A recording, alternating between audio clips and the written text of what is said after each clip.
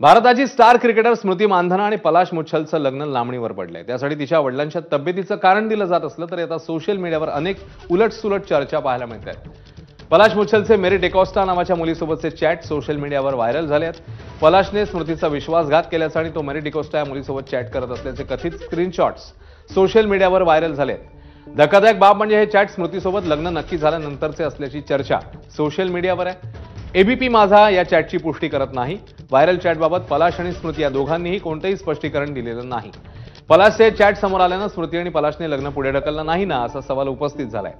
दरम्यान स्मृतीच्या वडिलांना हॉस्पिटलमधून डिस्चार्ज मिळालाय। श्रीनिवास मानधना यांची अँजिओग्राफी झाली होती। कोणतेही ब्लॉकेजेस मिळालेले नाहीत असे रिपोर्ट आले।